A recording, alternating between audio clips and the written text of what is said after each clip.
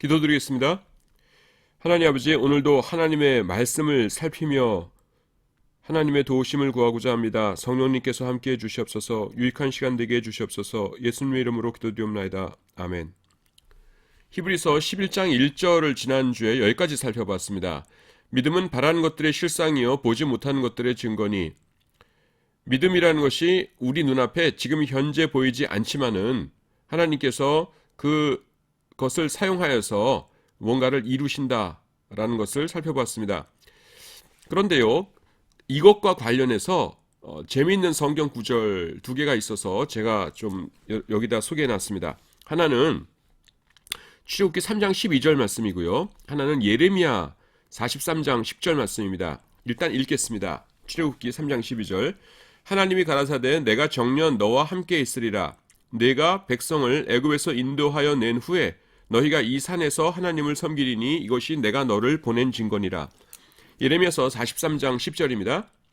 그들에게 이르기를 만군의 여호와 이스라엘의 하나님이 이같이 말씀하시되 보라 내가 내 종 바벨론 왕 느부갓네살을 불러오리니 그가 그 보좌를 내가 감추게 한 이 돌 위에 두고 또 그 화려한 장막을 그 위에 치리라. 얼핏 보면요, 이 두 구절이 좀 괴상한 말씀들입니다. 우선 출애굽기부터 설명을 드릴게요. 이게 뭐냐면은 지금 출애굽기 3장이면은 배경이 어디입니까? 모세가 하나님께 부름 받고서 이제 이스라엘 백성들에게 바로에게 이제 가게 되는 그런 곳이죠. 모세 입장에서는 얼마나 떨리겠습니까? 내가 최고 권력자 앞에 가가지고서는 이제 맞상대를 해야 되는데 하나님께서 나를 보내신 그 증거가 좀 확실하게 뭐가 주어졌으면 좋겠다 이렇게 생각하고 있는 거예요. 그런데 하나님께서 모세에게 이것이 내가 너를 보낸 증거니라라고 하시면서 주시는 게 뭐냐면은 내가 정녕 너와 함께 있을 것이다. 모세가 백성을 애굽에서 인도해낸 다음에 너희가 지금 너와 내가 말하고 있는 이 산에서 하나님을 섬기게 될 것이다. 이것이 내가 너를 보낸 증거다. 이렇게 말씀하십니다. 이상하죠, 여러분? 지금 증거라고 하면 지금 뭔가 보여줘야 될 거 아니에요? 자, 지금 모세가 여기에 있습니다. 그리고 시간이 이렇게 흘러가요.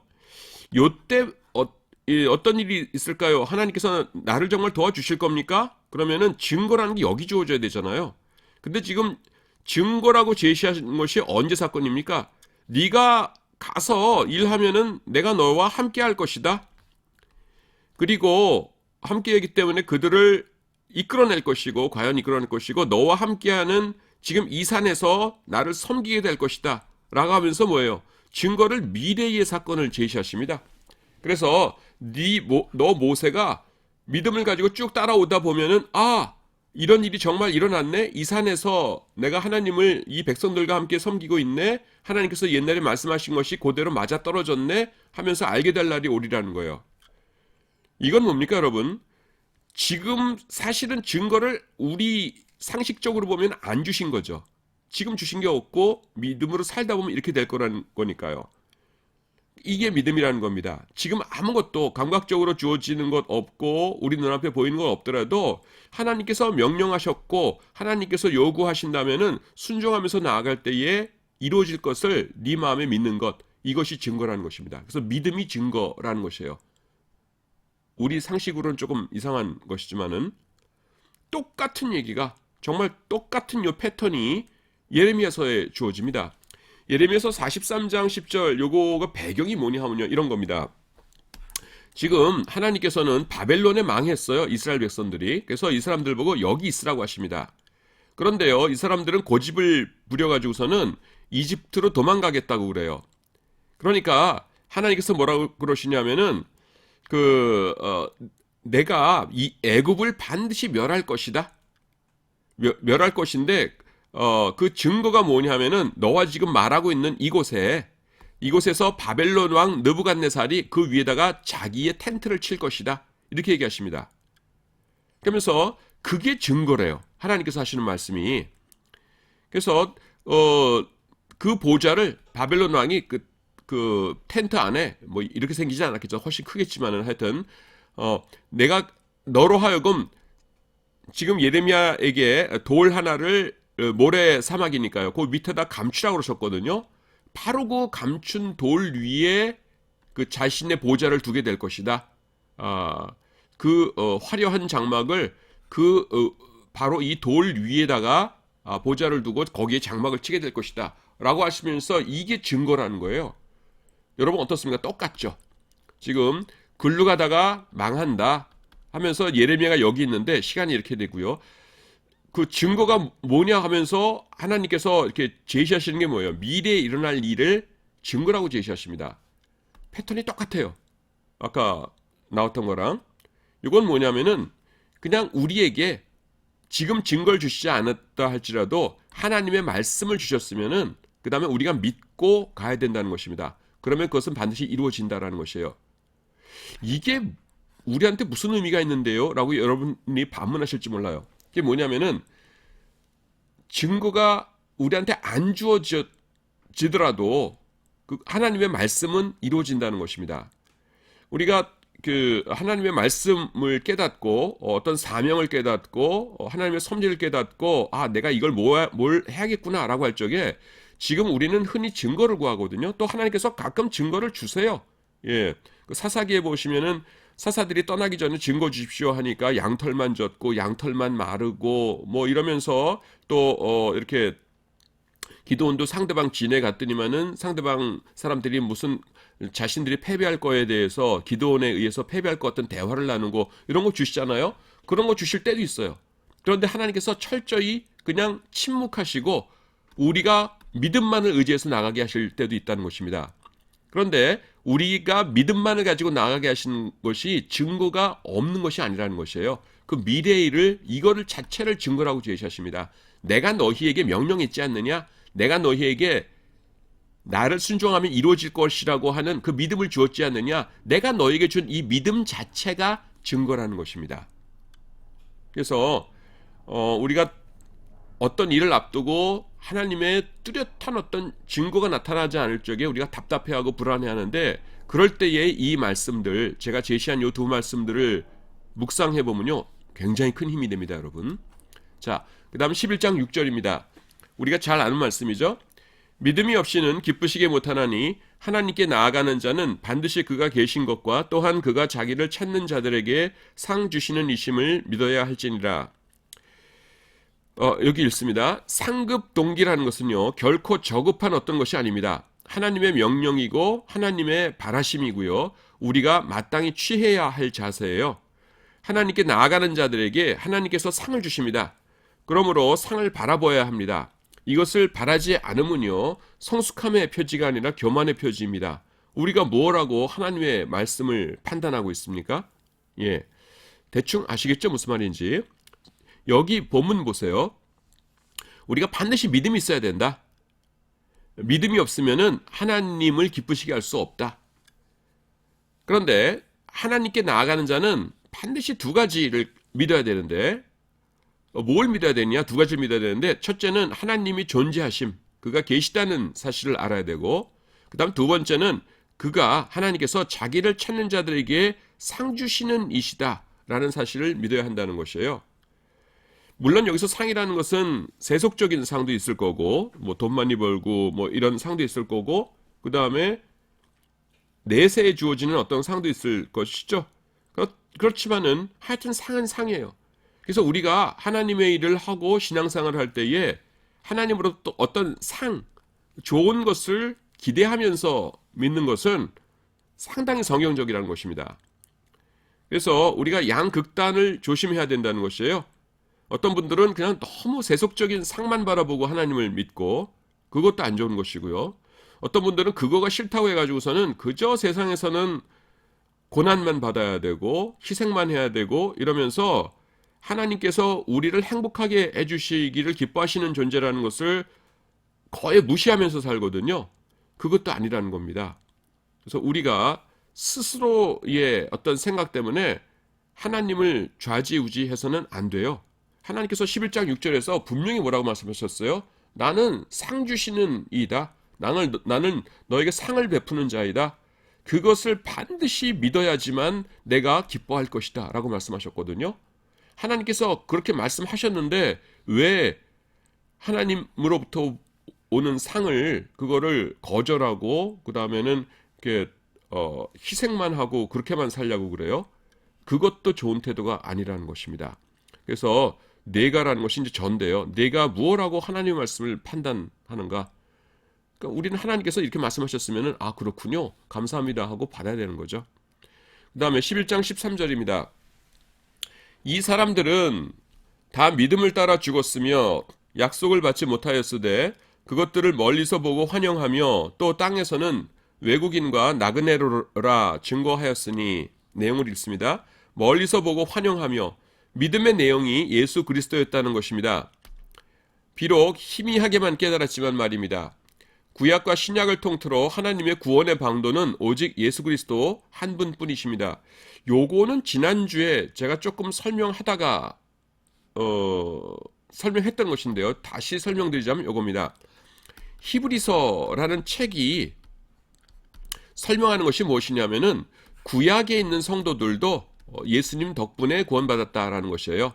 신약뿐만 아니라 우리는 예수님 이후에 예수님을 믿는 우리가 예수님 십자가 때문에 구원받았다는 것은 당연하게 생각을 하는데 구약의 성도들 어떻게 구원받았지? 그러는데 구약의 성도들도 예수님 때문에 구원받은 거예요. 뭐 복잡하게 내가 쓴 책이 있어요, 여러분. 신약 성경 이야기라는 책이 있는데 여기 보시면은 뭐 그렇게 어려운 책 아니에요.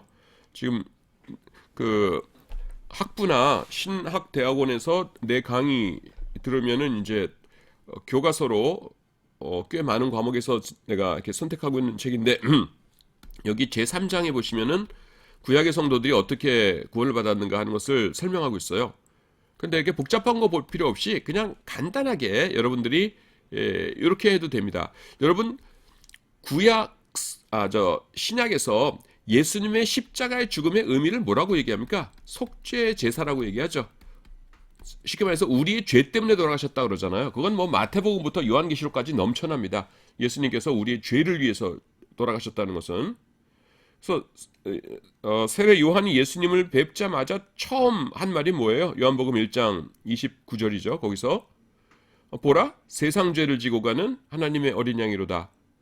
세상의 죄를 해결하는 어린 양이시라는 겁니다. 그러니까 속죄 제물이라는 거예요.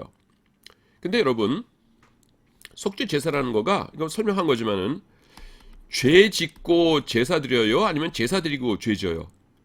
죄 지은 다음에 이 죄 용서해 주세요 하고 속죄 제사 드리죠. 유대인들이 대속죄일, 그러니까 7월 10일이 대속죄일 아닙니까? 우리 달력이랑 달라요. 유대인들 달력은 구약 달력은 음력입니다. 음력 달력으로 7월 10일이 대속죄일, 히브리어로 욤 키프루인데 이때 죄를 위해서 용서해달라고 하나님께 제사 드리는 것이 지난 1년 동안 지은 죄예요? 아니면 앞으로 1년 동안 지은 죄예요? 당연히 지난 1년 동안 죄를 지은 죄이죠. 그래서요, 속죄제사는 항상 속죄제사를 드리기 전에 지은 죄를 위해서 드리는 겁니다. 그러니까 예수님께서 단번에 속죄 제물이 되셨다라고 했을 적에 가장 자연스러운 건 뭐예요? 십자가 이전의 죄를 위해서 돌아가셨다는 것이에요. 예. 그래서 교회가 세워진 초기에 예수님이 참된 속죄 제물이십니다라고 하면은 사람들은 구약의 모든 성도들이 예수님 때문에 죄 용서함 받는 것이구나. 예수님 이전의 모든 죄가 예수님 때문에 용서함 받는 것이구나 하면서 구약의 성도들이 예수님 때문에 구원 얻는다는 것은 아주 당연한 일이 생각했어요. 오히려 우리가 지금 당연하게 생각하고 있는 예수님 이후에 우리가 예수님을 믿으면은 죄를 용서함 받는다. 이거가 어떻게 그러지? 속죄 제사 먼저 드리고 그 다음에 지은 죄를 용서함 받는다고 어떻게 그럴 수가 있지? 이게 신기한 거예요. 그래서 신기하니까 신약 성경에서 이걸 반복해서 설명하고 있죠. 이건 설명할 필요도 없어요. 너무나 당연한 거라. 예, 그런 상황입니다. 그런데 지금 여기서 약속이란 단어가 등장하잖아요. 약속을 받지 못하였다. 이게 무슨 말이냐면은 하나님께서 구약에 있는 성도들을 귀하게 여기셔서 구원해주고 싶어 하세요. 구원해주고 싶어 하시는데 이 사람들에게 너네들은 내가 천국에 들어보낼 것이다 라고 약속을 하실 수 있었느냐? 못하셨다는 겁니다. 왜냐하면은 천국에 들어가기 위해서는 어떻게 돼요? 죄가 있어도 돼요, 안 돼요? 죄가 없어야 가는 곳이 천국이에요. 그런데 모든 인간은 죄인이죠. 모든 인간이 죄인이기 때문에 천국에 못 가는데 천국에 가기 위해서는 그 죄를 씻어야 되죠. 그 죄를 씻는 유일한 길이 뭐예요? 예수 그리스도의 십자가입니다. 그런데 구약 시대에는 예수님의 십자가가 발생했어요, 안 했어요? 아직 미래 일이죠.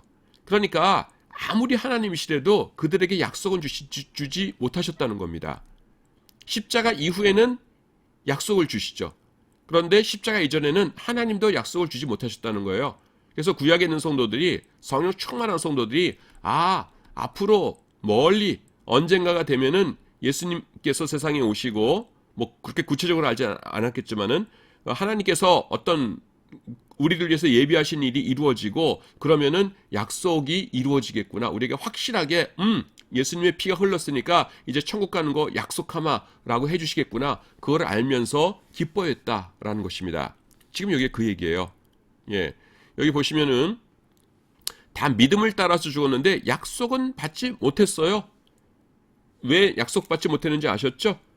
예, 십자가가 있어야 하나님이 약속해 주시죠. 피가 안 흘렀는데 어떻게 약속을 해주세요? 그건 하나님이라고 할지라도 그렇게 하실 수는 없는 겁니다. 그래서 이 사람들이 어떻게 돼요? 멀리서 보며 환영했다는 거예요.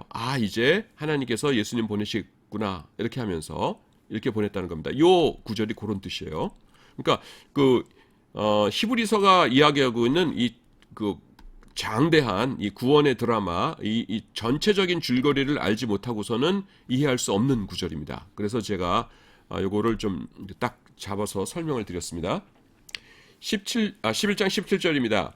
아브라함은 시험을 받을 때에 믿음으로 이삭을 드렸으니 저는 약속을 받은 자로 돼 독생자를 드렸느니라. 이렇게 되어 있습니다. 읽겠습니다. 자로 돼 라는 번역은 헬라어에서 나온 것이 아니에요. 카이톤 때문에 이삭까지라도 라는 번역이 더 옳습니다. 네, 내가 보기에는 약속을 받았음에도 이삭을 드린 것이 아니라 한글 성경이 이렇게 되어 있어요. 약속을 받은 자로 돼 약속을 받았음에도 불구하고 이삭을 드렸다 이런 것이 아니라요. 여기서 뭐냐면은 요 원어의 뜻은 약속을 받았음으로 그것을 믿고 이삭을 드렸다라는 것입니다. 받은 자로 돼 하면은 약속을 받았으면은 그 독생자를 안 드렸어야 되는데 이삭을 약속을 받은 자임에도 불구하고 독생자를 드렸다 이렇게 되거든요. 근데 원문에 대한 더 좋은 해석은 뭐냐면은 저가 약속을 받은 자였기 때문에 그와 같은 이유로 독생자를 드렸다는 거예요. 자, 요거 조금 더 풀어 설명합니다. 뭐 여러분 이해 벌써 많이 하셨겠지만은 하나님께서 뭐라고 그러셨어요? 아브라함에게 내 후손이 하늘의 별과 같고 바다와 모래 같으리라 이렇게 말씀하셨죠. 그리고 그것이 누구를 통해서 이루어진다고요? 이삭을 통해 이루어진다 이렇게 말씀하셨어요.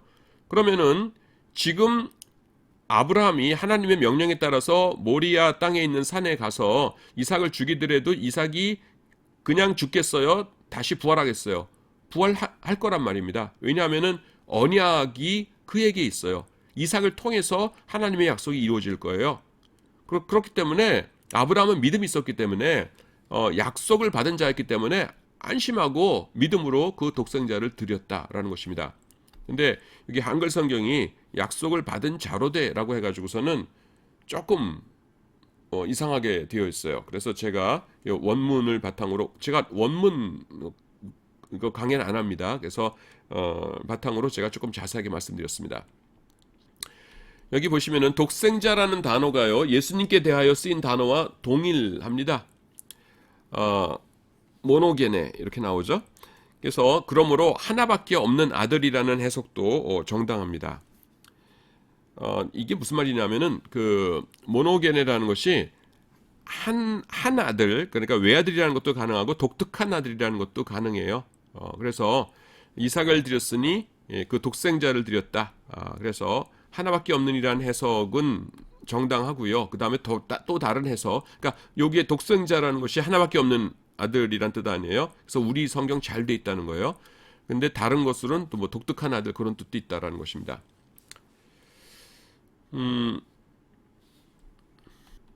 이 얘기를 왜 하냐면은 독생자라고 하면은 우리가 예수님께만 사용하는 것처럼 생각하거든요. 독생자 예수 그리스도 이런 말을 하도 들었기 때문에. 근데 아브라함의 아들 이삭에 대해서 독생자 이러니까 약간 좀 무엄한 것 같기도 하고, 아이고 왜 그 그냥 평범한 인간인데 이런 단어를 써요 그러는데 헬라어 원어로 같아요. 그냥 모노게네스. 예, 그렇게 가지고서는 같은 말이기 때문에 지금 하나밖에 없는 아들이라는 요 독생자라는 표현 그거 잘못된 거 아니다라는 뜻입니다. 그 다음에 부활 믿음입니다. 여기 창세기 22장 5절에 보시면은 내가 아이와 함께 저기 가서 경배하고 너희에게로 돌아오리라 이렇게 돼 있는데 요게요 이제 개역 개정에서는 잘 번역해 놨어요. 그래서 우리라는 주어가 들어가죠. 요거 히브리어 보시면은 그 우리라고 하는 그런 그 주어가 그 동사에 숨겨져 있습니다. 개역 개정에는요 우리가 너희에게로 돌아오리라 이렇게 되어 있어요. 여러분 지금 모리아 땅에서 아브라함이 이삭만 데리고 종들은 여기다 남겨놓고 이삭에게 그 나무 짐을 지우게 한 다음에 둘이 올라가죠. 올라가면서 종들에게 하는 말이 뭐냐면은 우리가 돌아오겠다 이러거든요. 우리가 이거 지금 개역 제가 한글판을 쓰기 때문에 지금 우리가가 없는데요. 근데 아브라함이 지금 뭐 하려고 올라가는 거예요? 이삭 죽이려고 올라가는 거잖아요. 그러니까 갈 때는 우리지만은 돌아올 때는 인간적인 관점에서 봤을 땐 뭐예요? 내가 돌아오리라 이래야 되는 거죠. 1인칭 단수가 돼야 되죠. 복수가 아니라. 근데 아브라함은 뭘 믿어요? 내가 죽이더라도 하나님께서 부활시키실 것이다 라는 것을 믿었어요. 그래서 뭐라고 얘기합니까? 우리가 돌아오리라 그러죠. 그렇기 때문에 부활 믿음에 대해서 지금 말하고 있다는 것입니다. 그 다음에 히브리서 11장 23절입니다. 믿음으로 모세가 낳았을 때에 그 부모가 아름다운 아이임을 보고 석 달 동안 숨겨 임금의 명령을 무서워 아니하였으며 읽습니다. 아름다운 아이임을 보고 모세가 특별한 사명을 받은 자임을 그 부모가 알았다는 것입니다. 그들은 아이를 보고서 어떤 특별한 느낌을 받았고요. 그 느낌을 믿었습니다. 때로는 느낌이 중요합니다. 그냥 그 말 그대로예요. 여기 보시면은 아름답다라는 것이 뭐 미남이다 이런 것이 아니라 특별한 이 아이는 꼭 숨겨야 된다라는 어떤 것을 느꼈다는 것이죠. 그래서 그 영적인 사람들 기도하고 하나님께 붙들림 받은 사람들에게는 때로는 이런 느낌으로도 하나님께서 역사하십니다. 그 다음에 히브리서 11장 29절입니다. 믿음으로 저희가 홍해를 육지같이 건넜으나 애굽 사람들은 이것을 시험하다가 빠져 죽었으며 읽습니다. 이것은 이스라엘 민족의 믿음이었습니다. 그러나 의심 많은 이 사람들이 믿음을 갖게 된 것은 모세를 통해서였습니다. 지도자의 중요성은 아무리 강조해도 지나치지 않습니다. 그 홍해가 이렇게 쫙 갈라졌죠. 갈라져가지고서는 이스라엘 민족이 쭉 가는 겁니다. 그리고 뒤에 애굽 사람들은 오다가 나중에 이게 합쳐져가지고서는 빠져 죽죠. 우리가 쉽게 영화에서 보지 않습니까? 근데 여기서 보시면은 물론 이 모든 사건은 당연히 하나님의 은혜이죠. 그런데 여기서 뭐라고 되어 있냐면은 홍해를 육지같이 건넌 것이 그것이 어떻게 가능했냐면은 저희의 믿음 때문이었다 이렇게 말합니다. 믿음 때문에 이 사람들은 그 양쪽에 물이 벽이 되어 섰다고 돼 있었잖아요. 그 물이 벽이 되어 선 사이를 이렇게 쭉 지나왔고요. 그 다음에 애굽 사람들은 이것을 의심하다가 빠져 죽었다 이렇게 얘기합니다. 그래서 출애굽기에서는 그냥 하나님의 역사하심 이렇게 되어 있는 것을 히브리서에서는 누구는 살고 누구는 죽었냐 하면은 그들은 믿었기 때문에 살았고 저들은 믿지 않았기 때문에 죽었다 이렇게 설명하고 있는 것입니다. 그런데 여러분 생각해 보십시오. 그게 맞아요. 뭐냐면은 자, 이 양 옆에 물이 벽이 돼서 서 있는데 제가 뭐 쉽게 영화 보고 하는 말이 아니라 지금 성경에 나오는 표현입니다. 양쪽에 벽이 되었다라 이렇게 말씀하셨거든요. 물이. 근데 그 사이를 이렇게 쭉 꽤 긴데요. 이거를 걸어간다는 것이 굉장히 두려운 일입니다, 여러분. 이 중력의 법칙에 따르자면 언제 이거가 밀어닥칠지 모르는 거잖아요. 예. 근데 이스라엘 백성들은 믿음을 가지고 갔기 때문에 끝까지 갈 수 있었다는 것입니다. 애굽 사람들은 의심했기 때문에 물이 그냥 그들에게 들이닥쳐가지고서는 수장되어 죽었고요. 근데 이스라엘 사람들이 어떻게 그런 믿음을 갖게 되었느냐 하면은 성경에 보시면은 다른 이유가 없어요. 뭐냐면은 그 모세를 통해서 믿음을 갖게 된 것입니다. 하나님께서 기적을 행하시고 하나님께서 출애굽을 행하시고 하는 것을 실제로 믿고 실천했던 사람은요, 하나님께 순종했던 사람은 그때 모세밖에 없었죠. 그래서 지도자 모세를 통해서 이들이 믿음을 갖게 되었다. 우리가 그렇게 볼 수밖에 없는 것입니다. 그렇기 때문에요, 지도자의 중요성은 아무리 강조해도 지나치지 않습니다. 믿음의 지도자가 중요하죠. 히브리서 11장 35절입니다. 여자들은 자기의 죽은 자를 부활로 받기도 하며 또 어떤 이들은 더 좋은 부활을 얻고자 하여 악형을 받되 구차히 면하지 아니하였으며. 이거 굉장히 중요한 구절입니다, 여러분. 왜 중요한지 조금 이따 설명할게요. 일단 읽습니다. 믿음을 통한 축복의 예에서 믿음을 통한 고난의 예로 아무렇지도 않게 이어지고 있습니다. 진정한 믿음은요, 그 결과를 염두에 두지 않는 것이에요. 오직 하나님을 기쁘시게 한다는 사실 그 자체를 즐기는 것입니다. 자, 요거가 지금 요것도 무슨 말인지 알겠는데 요 구절이랑 무슨 상관이 있지? 여러분들이 그렇게 생각하실 겁니다. 뭔가 좋은 얘기 같긴 한데 왜 11장 35절 읽은 다음에 그 얘기를 하지? 그럴 거예요. 자, 여러분, 하나님을 잘 믿으면은 잘 믿기 때문에 축복을 받아요? 아니면은 고난을 당해요? 예, 성경에 둘 다 있어요. 그렇죠? 극단적인 예를 들어보면은 다니엘의 세 친구 사드락, 메삭, 아벳느고는 어때요? 풀무불 속에 들어갔지만은 그 옷깃 하나 타지 않고 그대로 살아서 나왔죠. 또 다니엘도 사자굴에 던져졌지만은 전혀 해를 받지 않고 다시 살아나왔죠. 이런 걸 보면은 그래, 믿음 있는 사람은 그래야지 하면서 축복을 받은 것을 알 수 있죠. 아브라함도 거부가 되었다 이렇게 말씀하고 이삭도 그 해에 100배나 얻었다 이렇게 말씀하고, 그러니까 그렇지, 하나님 믿으면 축복받는 거지 이렇게 생각하죠. 근데 하나님 믿으면 또 고난도 당합니다. 하나님 잘 믿었기 때문에. 여러분, 신약 성경 중에서 제일 믿음이 좋은 사람 누구예요? 뭐 웬만한 사람들은 전부 다 사도 바울 택할 겁니다. 근데 고린도후서 11장 읽어보세요. 40에 하나 감암매를 3번 맞고 그다음에 일주야를 파선에 고생하고 뭐하고 죽도록 고생하면서 사시다가 나중에 로마에서 그 목이 잘려서 돌아가셨거든요. 로마에 그 목이 잘린 그 돌기둥이 있고요. 로마 사람들 사람 어떻게 죽였냐면은 요렇게 이게 사람 목입니다. 이렇게 목을 여기다 놓게 하고서는 도끼로 이렇게 쳐가지고 죽였어요. 그래서 도끼 자국이 이렇게 있는 돌이 있어요. 여기서 이제 사도 바울께서 순교하셨거든요. 그래서 우리가 알 수 있는 건 뭐냐면은 믿음이 좋기 때문에 축복을 받기도 하고 고난을 받기도 하고 그럽니다. 스데반 집사님 돌에 맞아서 순교하셨잖아요. 사도행전 7장에서. 근데 믿음 좋은 사람은 전부 다 사자굴에서도 벗어나고 풀무불에서도 살아서 나온다. 그렇게 된다면 어떻게 했어야 돼요? 스데반 집사님한테 막 짱돌 던졌는데 중간에 하나님께서 역사하셔서 전부 스폰지나 스티로폼으로 변했다. 그래서 스데반 집사님이 아이 가려워, 아야 이게 뭐야, 이런 걸 던져요 하면서 이렇게 툭툭 치고서는 일어났다. 그래서 사람들이 깜짝 놀랐다. 이렇게 해야 맞는 거잖아요. 근데 그냥 끝까지 돌이었죠. 그래서 돌에 맞아 순교하셨죠. 그 규칙성이 뭐냐 말입니다. 언제는 축복받고 언제는 고난당해요. 그래서 그 기복신앙 강조하시는 목사님들 중에서 어떤 분들은 뭐 다 그런 건 아닌데 다행히 어떤 분들은 뭐라고 설교를 하시냐면은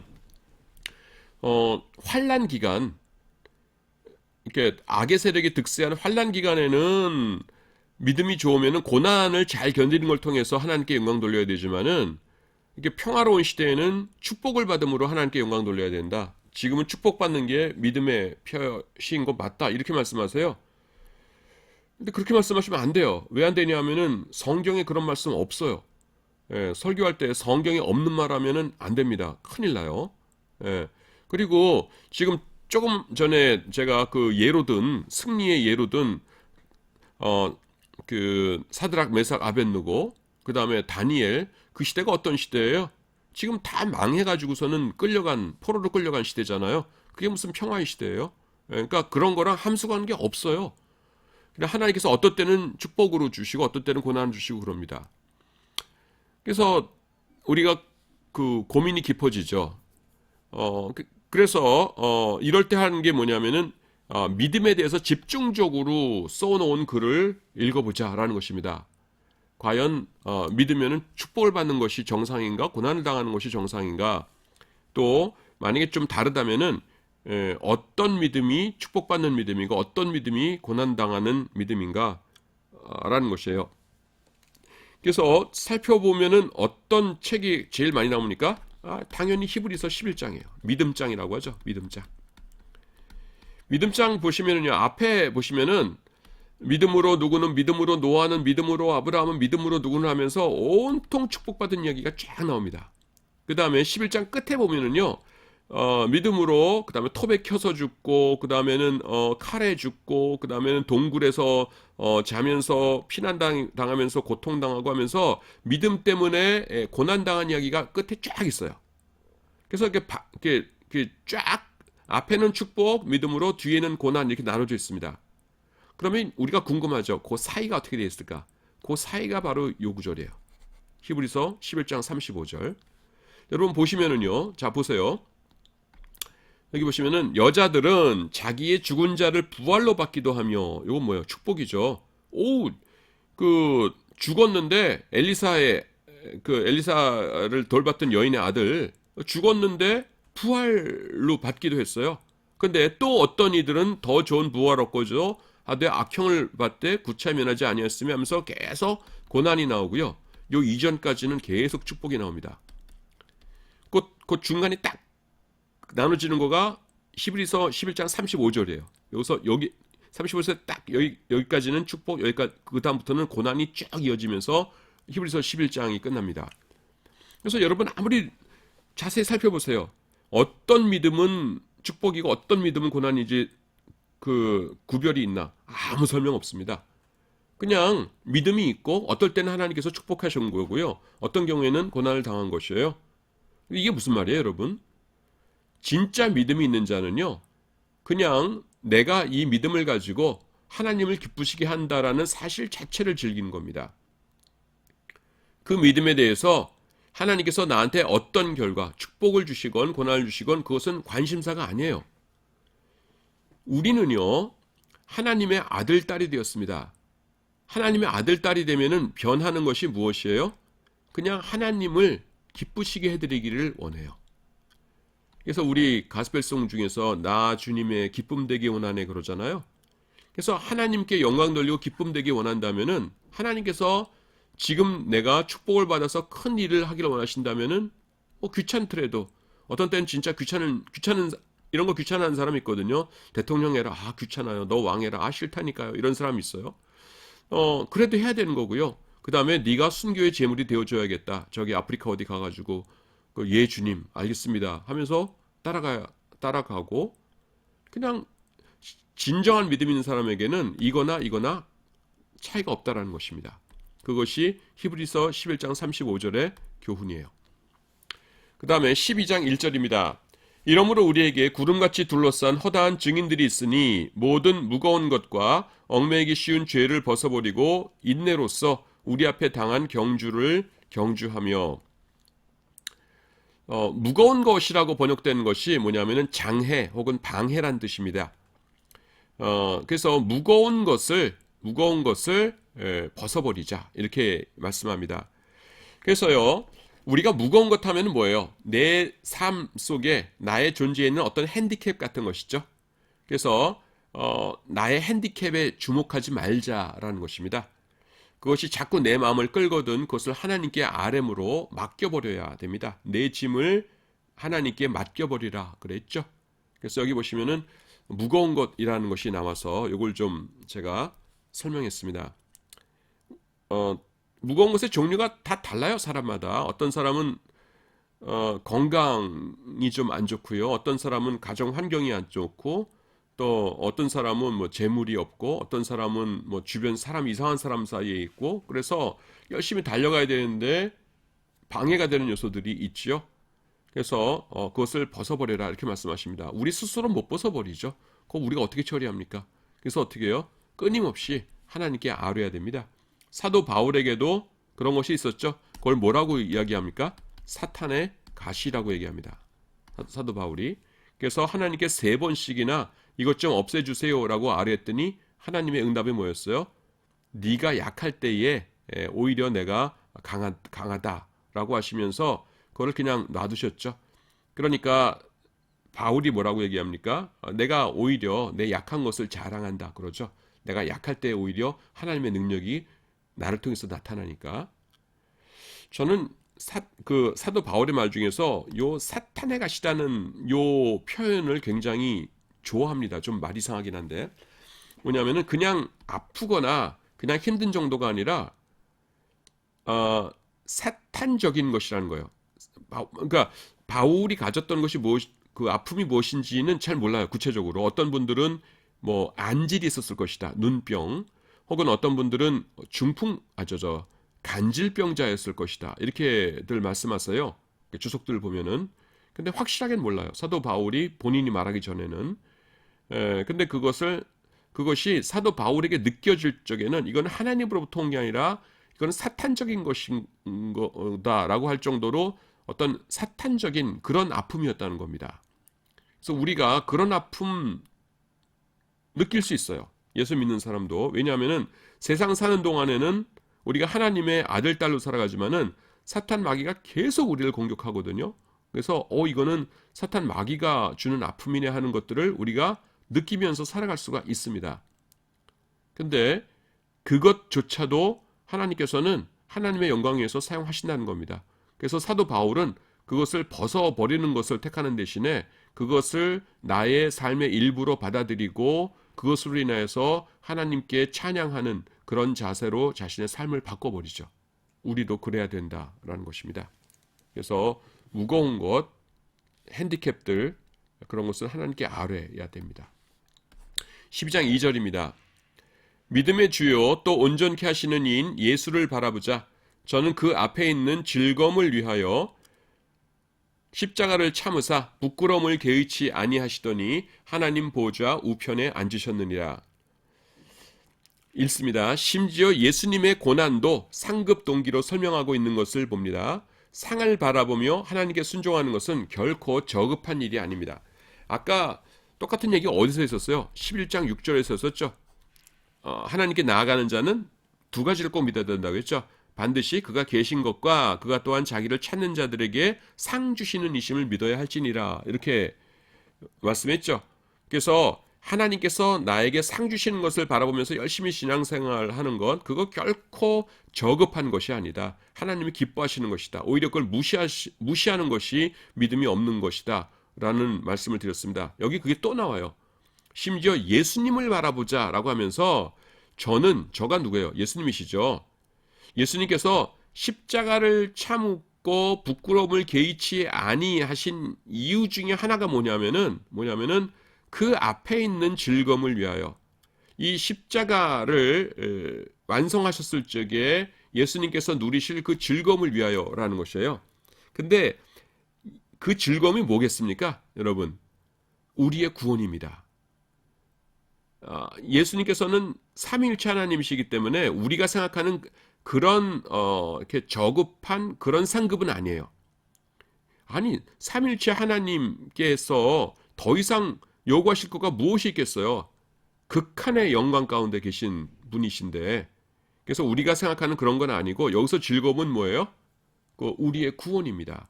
내가 사랑하는 저 녀석들이 이 십자가가 없으면은 지옥에 가야 될 텐데 저들이 이제 내가 이 십자가를 잘 참고 견디면은 구원을 받겠구나. 나와 함께 천국에서 영원히 살 수 있겠구나 하는 그 즐거움이요. 그 즐거움을 위하여서 이 모든 것을 참으셨고 그 다음에 하나님 보좌 우편에 앉으셨다. 결국 이렇게 말씀하고 계십니다. 그래서 예수님도 어떤 보상, 이게 너무 천박한 표현이라 좀 죄송한데 그 고난 이후에 받게 될 어떤 뭔가를 즐거운 걸 바라보면서 사역을 하셨다는 거거든요. 그러니까 우리도 어떤 아무것도 난 필요 없어요. 그거가 믿음이 좋은 게 아니라는 겁니다. 그래서 이렇게 거룩한 예수님의 즐거움 얼마나 거룩한 즐거움이에요. 우리의 구원. 그렇듯이 어떤 영적인 보상 이런 것을 생각하면서 그런 것을 사모하면서 우리가 현재의 고난을 참고 열심히 일하는 것 그것은 얼마든지 좋은 일이다라는 것입니다. 그 다음에 12장 9절입니다. 또 우리 육체의 아버지가 우리를 징계하여도 공경하였거늘 하물며 모든 영의 아버지께 더욱 복종하여 살려하지 않겠느냐. 복종하여 살려하지 않겠느냐 이렇게 말씀하고 있죠. 예. 그래서 복종하여 살아야 합니다. 죽음을 구하지 말아야 합니다. 삶을 택해야 하고요. 복종하는 길을 택해야 합니다. 자살하지 않아야 하는 이유는 그것이 하나님의 명령이기 때문입니다. 고통을 멈추는 길에는 두 가지가 있어요. 하나님의 복을 받아 누리는 길, 그리고 우리의 존재가 소멸하는 것, 즉 죽는 것입니다. 그런데요, 존재의 소멸이라는 것은 환상일 뿐이에요. 그런 것은 없습니다. 그러므로 자살하지 마십시오. 자살이라는 것은 그냥 어리석음일 뿐입니다. 하나님께서는요, 우리의 고통의 멈춤의 방편으로 하나님의 복을 구할 것을 명령하십니다. 그렇기 때문에 우리는 그것을 추구해야 합니다. 갑자기 분위기가 좀 싸하죠? 그 뭐냐면은 그 우울증에 있는 분들이 자살하거든요. 그 최후에 우울증의 최후는 자살이에요. 근데 사람들이 너무 함부로 얘기합니다. 그걸 못 참고 자살해 그러는데 그분들이 자살하는 이유는 너무 아파서 자살하는 겁니다, 여러분. 이를테면은 말기 암 환자가 그 뭐라 그럽니까? 이렇게 안 아프게 하는 주사 아무리 맞아도 그 안 들어가지고선 너무 힘들다가 어느 날 병원에서 자살했다 그러면은 사람들이 동정하겠죠. 얼마나 아팠으면 저랬을까. 근데 우울증 환자가 자살하면은 함부로 손가락질 하거든요. 아니에요. 우울증 환자분들도 뭐냐면은 정말 못 견뎌서 아프니까 자살하는 겁니다. 예. 그런데 그런 분들에게 제가 요 성경 구절을 가지고 조금 이렇게 도전을 드린다니까 그러기 위해서 이걸 택했어요. 뭐냐면은 우리는요 하나님께 더욱 복종하여 살려고 해야 된다는 겁니다. 그래서요 어떻게 사는가 하는 것은 두 번째예요. 그건 두 번째고 일단 살아야 한다는 것. 하나님께서 우리에게 생명을 주셨으니까 우리가 하나님의 뜻이 다하는 그날까지는 살아야 된다는 것은 우리의 의무입니다. 우리가 결정할 수 있는 사항이 아니에요. 그래서 좀 독한 말이지만은 제가 좀 강력하게 그렇게 지금 요 말을 하고 있습니다. 그리고 고통을 멈추기 위해서 두 가지 방법이 있어요.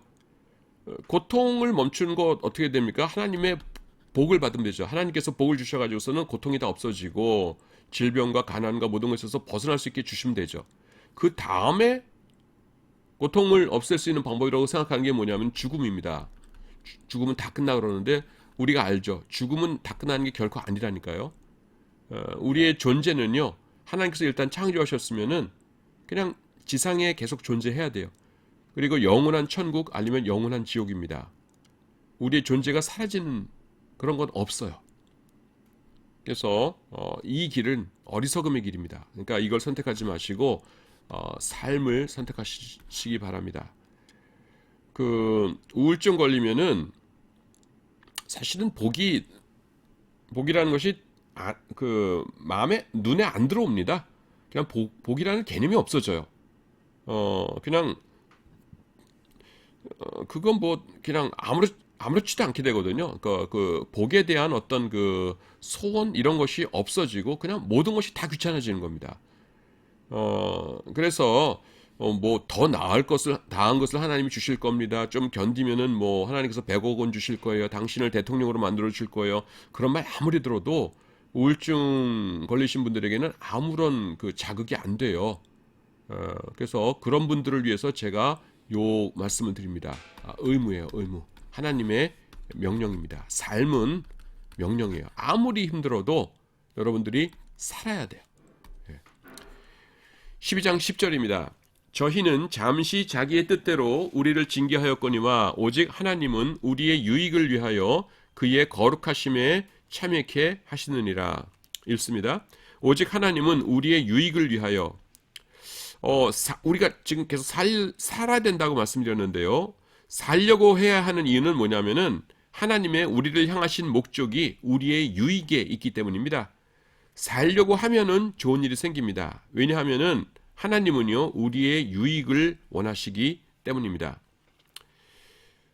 하나님께서 우리를 징계하시고 우리의 삶을 인도하시는 이유가 뭐라고요? 우리의 유익을 위해서.